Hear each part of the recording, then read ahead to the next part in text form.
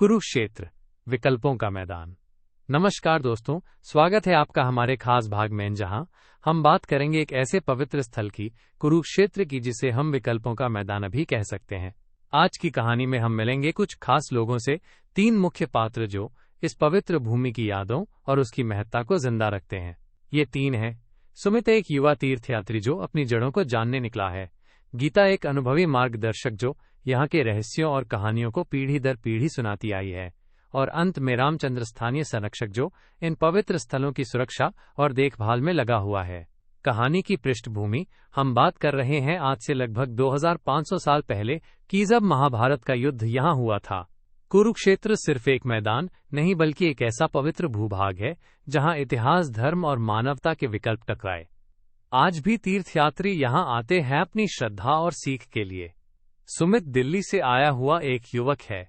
उसने सुना था कि कुरुक्षेत्र में कई ऐसे कुएं और मंदिर हैं जो केवल इतिहास की यादें नहीं रखते बल्कि हमें संयम और सही चुनाव करना भी सिखाते हैं। गीता जो वर्षों से यात्रियों को मार्गदर्शन देती आई है, बताती है कि ये स्थल केवल देखने के लिए नहीं बल्कि अनुभव करने के लिए हैं। और रामचंद्र जो इन स्थलों के रखवाले हैं, बताते हैं कि पवित्रता बनाए रखना हम सभी की जिम्मेदारी है। चलिए हम तीनों के साथ चलते हैं इस पवित्र भूभाग में। सबसे पहले पहुंचते हैं उस कुएं के पास जिसे धर्म कुआं कहते हैं। गीता बताती है कि यहाँ कभी भी कोई अनावश्यक पानी नहीं पीता, क्योंकि ये कुआं हमें संयम का पाठ पढ़ाता है। यहाँ पानी पीना है तो सोच समझ कर, जरूरत से ज्यादा नहीं, वो कहती है। सुमित ने महसूस किया कि ये कुआं केवल पानी नहीं देता बल्कि हमें याद दिलाता है कि हर विकल्प का परिणाम होता है और हमें अपने कदम सोच समझकर बढ़ाने चाहिए। फिर हम पहुंचते हैं एक छोटी सी पेड़ पौधों से घिरी हुई जगह पर जिसे विराम वन कहा जाता है। रामचंद्र बताते हैं कि ये वन महाभारत के युद्ध के बाद बना था, जब लोग युद्ध के भय और तनाव से दूर शांति की तलाश में यहाँ आए। ये पेड़ें हरी भरी छांव हमें सिखाती है कि कठिनाई के बाद भी शांति संभव है, लेकिन उसके लिए संयम और धैर्य जरूरी है। गीता बताती है कि कई यात्रियों ने यहाँ बैठकर अपने मन को शांत किया, अपने जीवन के फैसलों पर विचार किया। सुमित ने यहाँ अपनी सांसों को महसूस किया जैसे खुद इतिहास उसे एक प्यारा संदेश दे रहा हो, विकल्पों का सम्मान करो। अगला पड़ाव है स्मृति मंदिर, जहाँ युद्ध के शहीदों की याद में प्रतिमा और स्मारक बने हैं। रामचंद्र बताते हैं कि यहाँ हर साल श्रद्धालु आते हैं, फूल चढ़ाते हैं और युद्ध की भयंकरता के साथ साथ उसके पीछे छुपी सीख, संयम, अन्याय और सही विकल्प को याद करते हैं। गीता कहती है यहाँ हर पूजा, हर अनुष्ठान इतिहास को जीवंत करता है, में याद दिलाता है कि युद्ध केवल हिंसा नहीं बल्कि विकल्पों की परीक्षा भी था। सुमित ने देखा कि श्रद्धालु कैसे शांत भाव से प्रार्थना करते हैं, मानो वे इतिहास के पन्नों में खुद को झांकते हुए देख रहे हों। इस पूरी यात्रा में तीनों ने एक बात महसूस की, यहाँ की पवित्रता बनाए रखना हम सबका कर्तव्य है।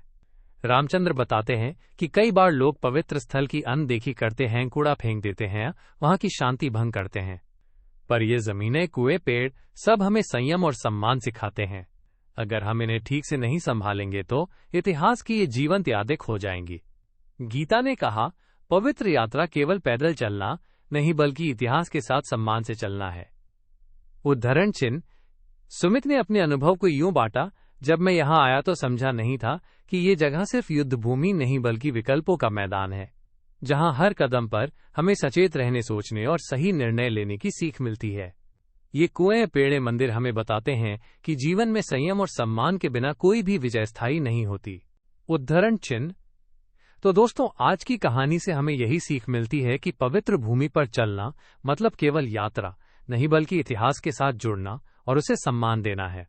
हर तीर्थयात्री, हर पर्यटक, चाहे छोटा हो या बड़ा, अपने व्यवहार से इस पवित्रता को बनाए रख सकता है। और याद रखिए, हर विकल्प का अपना महत्व होता है, जैसे कुरुक्षेत्र में हुआ था।